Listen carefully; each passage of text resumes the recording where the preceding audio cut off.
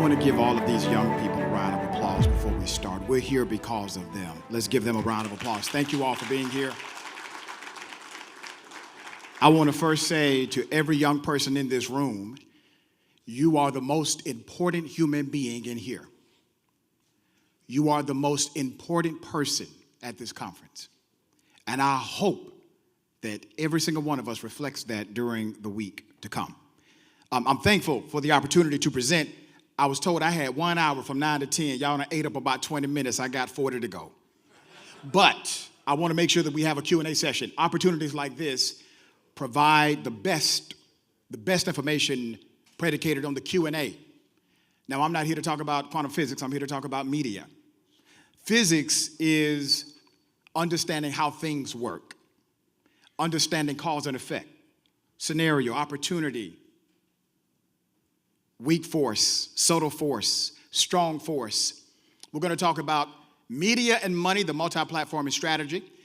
I will dive into a case study, and because I feel as if individuals who are experts should be able to exact their own case study, we're going to look at mine for my show. Indisputable with Dr. Rashad Richey. This is a show concept we created back in 2021. It's 2024. That show now has multiple syndication. That show also has 2.65 million combined social media followers and subscribers. And it also makes, based on YouTube alone, you all can't see the money at the bottom, but based on YouTube alone, we're at about $20,000 to $60,000 a month in revenue. That's just on the YouTube platform. Now for YouTube, I'm going to explain, they have an algorithm. I'm going to explain the algorithm. I study the algorithm. I have engaged and mastered the algorithm, and then the algorithm changes. And we have to study again, master again.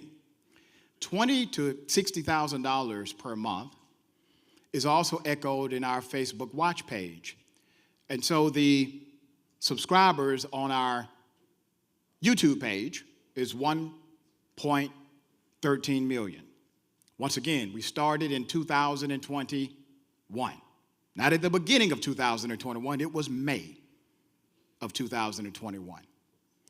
We are at 1.4 million followers on our Facebook watch page that monetizes as well.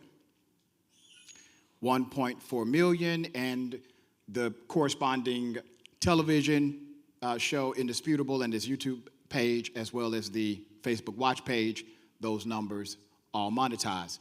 So I'm going to explain to you something called a multi-platforming strategy. So give me a moment to break some of this down. Content 1, Content 2, Content 3. I have a lot of jobs. I work all the time. I do not believe in working extra, okay? So we take a live show every day from 2:30 p.m. to 4 p.m., Monday through Friday. Typically, I'm going to be able to get to 9 to 11 independent segments of content during the live program. Because we air live on linear cable, national news, and other places, Comcast, Xfinity, Pluto TV, Roku TV, etc., we're live, we have to go to commercial. When we go to commercial, sometimes it's national advertisers. If it's a local affiliate, we have local advertisement. But I have a little bit of a break. I can look at the live numbers, the live streaming numbers. I can tell what's happening with our audience engagement, et cetera, in real time.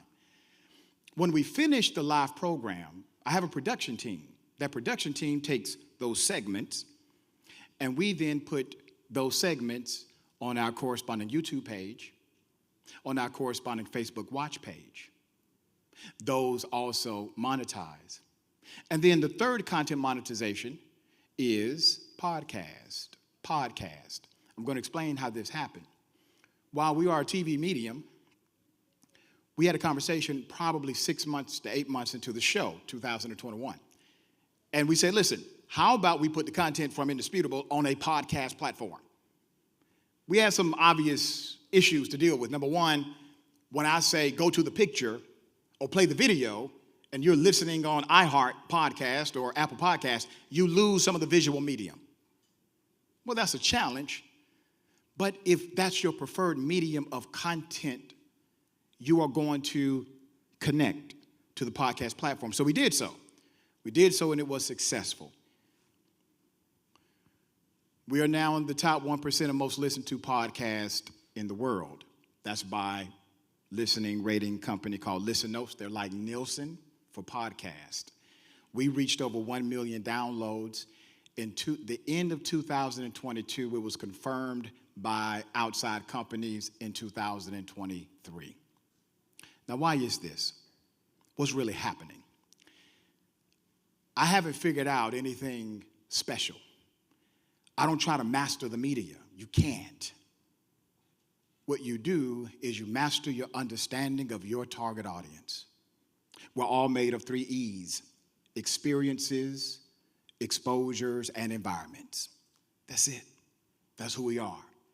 If you can understand the 3 E's of another population or yourself, you can introduce a stimuli and with accurate precision predict how they will likely respond based on the 3 E's that you understand. So you never master the media. Get that out of your mind. It doesn't exist. You master your understanding of the 3 E's of the audience you're targeting.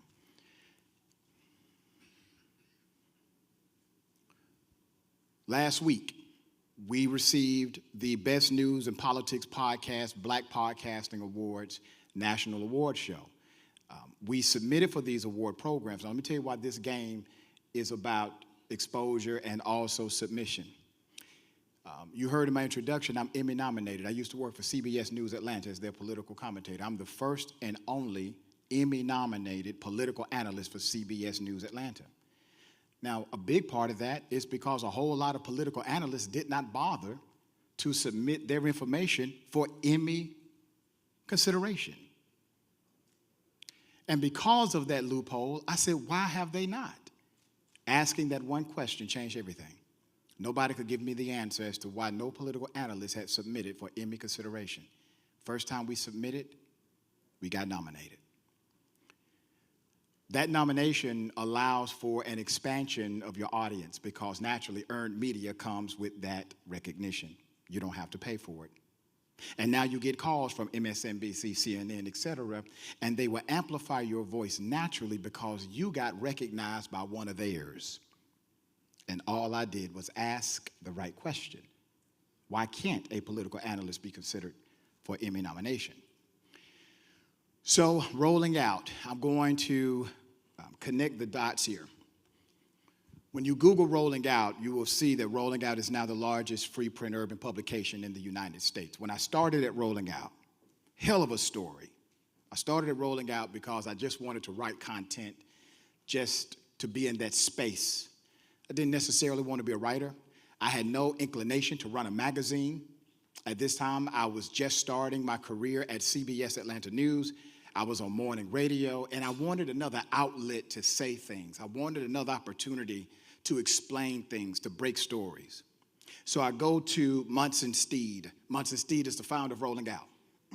And I said, Brother Munson, I want to write articles. He says, come to the office. Let's talk about it. So I go to the office. Munson and I talk for about 30 minutes. And at the end of that, he says, all right, when you write an article, just email it to the editor, the content editor. They'll review it, do some edits, approve it, publish it. And so we're talking purpose. And when men talk purpose, sometimes we talk money at the end. And I said, and Brother Munson, how do writers get paid? He said, oh, brother, so we pay you 25 cents a word, but I'm going to pay you 40 cents a word. I said, well, how many words are the articles? He said the words are 500 words per article at Rolling Out. And I did the math. I said, brother, I just can't do, the math ain't adding up. Munson looked at me and said, all right, brother, well, I appreciate your time. Have a good day. I left that meeting. I get in my car. True story. Munson would tell it. I get in my car. I'm driving. Something hits me. It says, all right, this guy said he'll pay you 40 cents a word. Each article is 500 words. Now, for a writer who's writing all day, they can make bank. But they're writing stories all day. I'm talking about writing a story here and there. And I'm not a natural writer like some of these writers. It takes me a little longer. I want to go a little deeper. I want to do some exclusive, some investigation. And then I'm only getting paid 40 cents a word, and that was on the high scale. Then something hit me and said, ask Munson how does he get paid on the article. So I called Munson. I said, Munson. He said, you changed your mind? I said, no, brother, not quite. I just want to know, how do you make money from these same articles? And Munson told me. He said, well, listen, based on the number of clicks, number of views, and how long a person engages the content, we get paid maybe a penny, maybe 3 pennies per advertisement. And then that adds up when you have 500,000 people, 600,000 people engaging with the content. And I said, well, let me ask you this.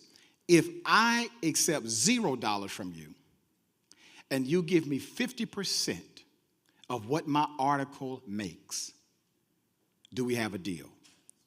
Munson said, brother, some of these articles will make $10. I said, as long as you pay me $5, we have a deal. And that was my entry into content strategy for Rolling Out Magazine. So what did I do at Rolling Out? Number one, I did stories that nobody was talking about, but everybody was interested in, which meant everybody had to come to me. Understand content strategy. The best content strategy is when you can figure out how to talk about what everybody is interested in, but nobody else is talking about. Everybody has to come to me. My first story, I used a concept called cross-pollination. Cross-pollination. And that cross-pollination was to ensure, cross-pollination technique, to ensure that I had other opportunities on the platform to promote the article. So I would write an article. My first article was about Georgia contracting and how Georgia had less than 1% of black contractors signed to the state government. They would hide the reality of this by not making any mandates, and so you couldn't get the information via an open records request. And then they had black subcontractors and put the black subcontractors as their subcontractors in pictures and photographs, etc., but none of these individuals were directly contracting with the state of Georgia. I had a whistleblower in the state house. I used to be the director and chief strategist for the Georgia Democratic Party, so I knew how to get in and get the information to get out. So I got the information. We broke the story. It's more than 500 words. I don't care that it's more than 500 words. I'm getting paid on the performance of the article.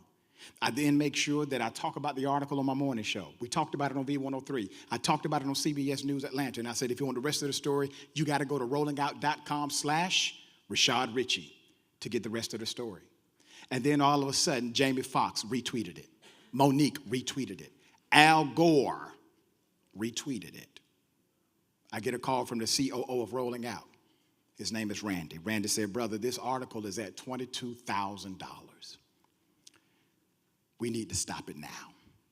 We're going to pay you $11,000 today. I went to Rolling Out. I got my $11,000 check. Now, they thought this was an anomaly. I did the same thing the second time. This time, the article made about $18,000. Third time, roughly $10,000. And then Munson said, brother, you want to be the editor-at-large for Rolling Out? And I said, what's an editor-at-large? He explained it to me. I said, yeah, I can do that. And now I am the president of Rolling Out. We're at 2.8 million readers per month. We have over 700,000 social media followers. And the reality is we got there because we look at data. We understand content strategy. We're intentional about the data every single week. And we adjust based on the market flow. My point to you is this. Reverse engineer the strategy. If you want to make money in media, you don't really start with a great idea. You start with a great concern. The concern that everybody else has, the concern of other people. Starting with a great idea is good, but starting with the great idea everybody else has is best. Because now you're being responsive to the people that you're serving. And it doesn't mean that your great idea cannot land. It simply means that every great idea needs time to grow. And now I can grow that great idea into a writing staff like no other, an editorial staff like no other. We don't have to worry about advertisers now, from Coca-Cola to McDonald's. We have the eyes and the ears. Once you have the eyes and the ears, you don't have to beg for a meeting with anybody. because they understand the connection you have with the culture. And there was this thing in writing that wanted writers to be non-biased. I remember telling the editorial team, there's no such thing as a non-biased article. There's no such thing as a non-biased news segment. You see, in local news, you have 2 minutes and 22 seconds typically to do a segment. That means between the producer, the journalist, and the news director, they have determined which part or parts of this story are important to them. Because any story worth telling is going to take more than 2 minutes and 22 seconds. You already start with bias. So at rolling out, the vision statement now says we have an intentional lens of blackness. We are intentional. Why? Because we hyper-serve our audience. Why? Because the audience demanded it. That's why. And so the numbers continue to grow between 20 to 25,000 a month. Now, what I want to do is open it up for Q&A. The combined social media platforming that we do for Indisputable and the podcasting, et cetera, we'll bring in at about maybe roughly $80,000 a month. You can do the numbers on that. Most of that information is available publicly. All right, we'll do Q&A. How can we do this Q&A? Raise hand. Okay. Yes, sir.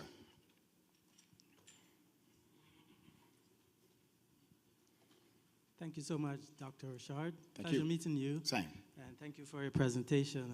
My question is, in terms of the media, if we don't control the media, the message, our message is controlled. We know Yes. for sure that Instagram and Facebook, they can monitor and they can determine what message gets out there. We see the message that gets out there about the black community. It's all kind of structured for a certain purpose. So my idea is, how can we take control of the media? For example, can we build a black Facebook or a black Instagram that is hyper-focused on our issues? We see in the media how they present Africa. So what are your thoughts on that? 100%, yes. There's an app called Fanbase. Fanbase. Isaac Hayes' son is the founder of Fanbase. It's a remarkable platform of black excellence. It is growing, it is scaled, it is professional, it is beautiful. So Fanbase is one of those that does exactly that. They are intentional about preserving the voice of blackness in an authentic and meaningful way. And they're doing a good job. He's done this for years. He's a tech guy by training, so he understands the lingo. Another dynamic, for the past 5 years, I've tried to purchase anything that sounds, talks, plays music. So I own 25 radio stations today. Radio is changing. Let me say that. Sound is not, but radio is changing. So what's happening? Radio is becoming podcast.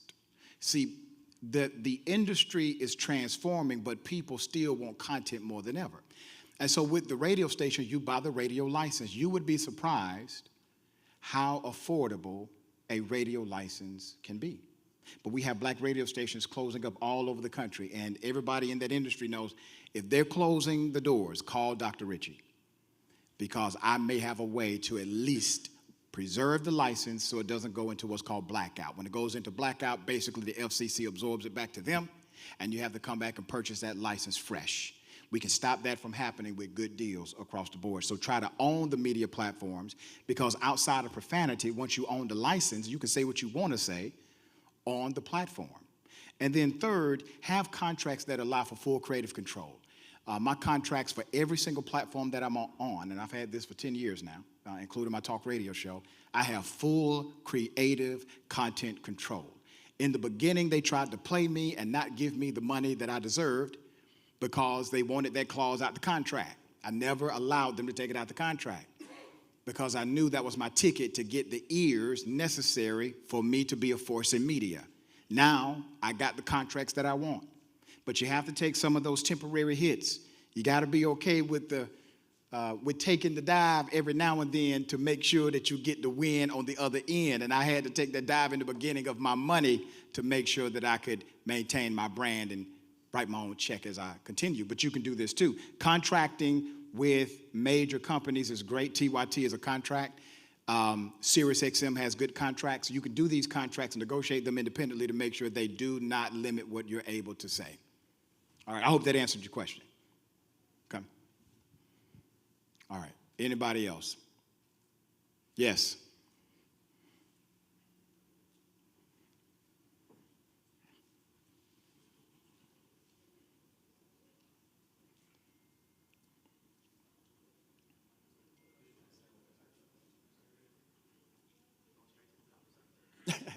That's right. I was cool with it. Good day. Sorry, excuse me. My name is Ethan Jocks, and my question to you is, what are your thoughts on our black culture today, and what do you think can make it better? Let me be honest with you about that question, dear brother. It infers a negative, and so I want to change that question a bit for you. How do we enhance our positives? How do we enhance our positives? There's a myth that blackness and criminality are connected. Correlation and causation are different. We can make fantasy correlations about anything. It does not represent causation. For example, I heard a dear brother, Charlie Kirk. I call him a brother because I want him to be one. I heard Charlie Kirk testify that because black men, black people are the most arrested, that they commit the most crimes. Then I heard a politician on the other side of that agree with them. She said, that's right, that's correct. Wait a minute. What about the stat that says black men are 53% more likely to be exonerated after being wrongfully accused? What about that stat? Because that stat is on the FBI.gov website as well. So there's no usable data for crime, none. There is no usable data for crime. It happens too much and gets overlooked and not solved. There's no usable data. So they use the arrest, the over-police, over-arrest, overcharge, over-incarcerate, and then they want to create a false narrative that somehow you're the problem. While at the same time having the other stat that says, but you all also are the most exonerated, even making 13.1% of the population, whatever percentage you choose to use, you're the most exonerated after being wrongfully accused and convicted. And so I think ways that we enhance the positives of the culture is by making sure we get truth out to those in the culture, because what I've learned and what I've seen is that when we have truth, we are powerful. It's the false narratives that get us confused at times. But truth gives us power. So having voices that tell the truth and are not afraid to do so enhances the culture. I hope that answered your question, brother. Yes, sir. Thank you, Mr. Richey. Thank you. Maybe I got time for one more. I don't, where my timekeeper at? No, I got a timekeeper somewhere. Yes, sir.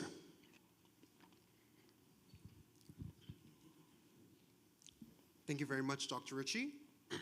I enjoyed your 3 E's, exposure, experience, exposure, environment, because you basically defined what culture is. Yes. It's a general understanding of what's happening around us.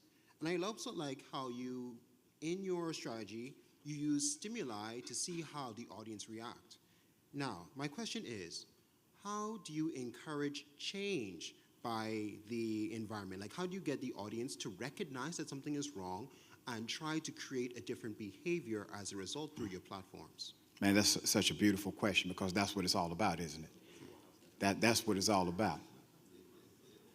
I have a saying, and I want you to consider adopting it in your soul, because I think you're already there. There are 2 kinds of people in the world. There are people who want to be thermometers and those who want to be thermostats. A thermometer wants to tell you the temperature. They want to tell you how hot it is, how cold it is, how bad it is, how good it is. A thermostat wants to change it. I made a decision years ago to be a thermostat. You see, I come from what they would call an at-risk community. I was a foster kid. I was in and out of juvenile. I have multiple PhDs today, but I was a guy who was so far behind in high school that I had to take my GED test in order to get into college. But being a thermostat, changing the temperature is what it's about. Here's how you do that. If you look at my content, all of my content, at the end of that, I give absolute conclusive things you can do. If it's making sure you have a robust citizens review board in your local community to make sure that citizens review board has subpoena power so that you can be an auxiliary authority over police misconduct. That is a small thing that you can start doing locally. I say this at the end of my content typically when we talk about police misconduct. And if I understand the city well enough, I would tell you who to contact to do that. We also have petitions naturally that we sign. I have gone to prisons myself. I have traveled. When I was in law school, Birmingham School of Law, we had a guy named Mr. Vaughn. You can look at this story. Mr. Vaughn was depleted.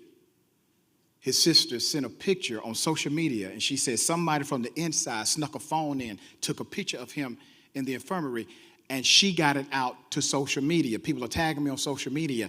I end up contacting her. She told me the story. I said, this is insane. They won't let her see him. He looked as if he had already passed away. She showed me a before and after picture. I got on the phone with Ben Crump, attorney Harry Daniels, and they got Lee involved. This was on a Thursday. On that Friday, we were in Alabama, at the prison in Alabama. On that Saturday, the family was able to see him. We got Senator John Ossoff involved, which meant that next week they moved him. And then Senator John Ossoff launched an investigation into that prison. Mr. Vaughn is fine and well today, looking healthy and talking well and likely going to sue the government for what they did to him. But that's the kind of advocacy we do at Indisputable and via my radio platform. I wouldn't do this without it. And being uncomfortable is a beautiful thing. Being uncomfortable is beautiful because everything that I've accomplished in life is because I got uncomfortable with something. And so allow that energy to move you into your next phase of advocacy and leadership. Thank you.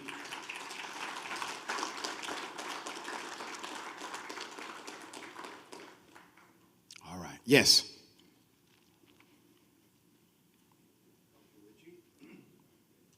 What do you think about the role of AI in the future of the Black image? Yeah. How can we best use it? How can we use it to strengthen our position as opposed to what we're seeing being done to distort our position? Yeah, the first thing, the American government, Congress in particular, they're going to have to figure out how to provide some regulations for what's called deep fake, right? Deep fake. This is when AI looks just like you, saying something you'll never say, right? You still have your defamation laws intact. That is a form of defamation, if it's intentional typically, and they don't tell you that it's parody. But these things are harmful. That's a more loaded and legal conversation that I can definitely have with you offline. Let me talk about the programming of AI because we have to deal with this in content. Should AI write all our articles? Hell no. Hell no. You will not find an AI article on anything, any media that I'm a part of, period. Now, outside of that, can AI be utilized for your company? Yes.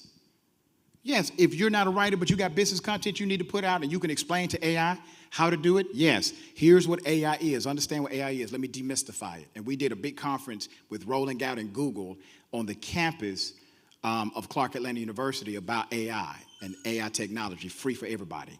AI is a program. It requires a programmer. You are still the programmer. Understand that AI can make your website, it can create a business plan, but you have to program it properly to do so. So regardless of the misutilization of AI, folks misutilize the Bible. So AI will be misused. But can it be used effectively and appropriately for you? Yes. Just know it is a program. It simplifies the process of code programming, takes the code out of it, allows you to say direct commands you can put in, take out, etc. So understand that's what it is and that's what it can do for your company. I hope that answered the question. All right. Okay, I keep getting questions. All right, somebody got to give me a time at some point. Yes, sir. Come on, dear brother.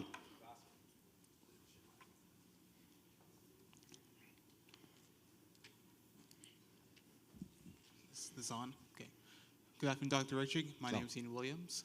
My question to you is, what are your thoughts, what are your goals for the Rolling Out magazine in the near future? And what do you hope to change in the viral world with your articles? Man, that's a beautiful question. Very quickly, when I first became the chief editor for Rolling Out, my first decision was to put a woman named Stacey Abrams on the cover. This was during a time when nobody knew who Stacey Abrams was because she had not gained national popularity yet. It was my first decision. And I remember getting a call from my New York guy. My New York guy said, "What the hell are you doing? No one knows her here. This is a national magazine." I said, "Sir, no one knows her today, but I promise you they will know her soon." And we put Stacey Abrams on all 25 markets, put her on the cover, did a great article about her. About a month later, she made me famous at Rolling Out by becoming the superstar we knew she was in Georgia. And because of that decision, if you go to my home, I have that publication framed because me having the back of a black woman, that black woman had my back too at Rolling Out because that was our first decision. We're taking Rolling Out to have more of a political voice, to have more of a political edge. Coca-Cola posed the question at a meeting not too long ago and said, but you guys are an entertainment magazine. No, man, we're an access publication. We're an access publication. We give black folks access to politics, business, economy. We developed a brand called Health IQ. We developed that because we needed influencers to talk about COVID correctly and properly. And so we created Health IQ. Where your Health IQ at? So you have to understand the terminology of the brand. Hell, I enrolled in a master's program at Dartmouth College that I'm still in today, a master's in healthcare delivery sciences, just to understand that language better.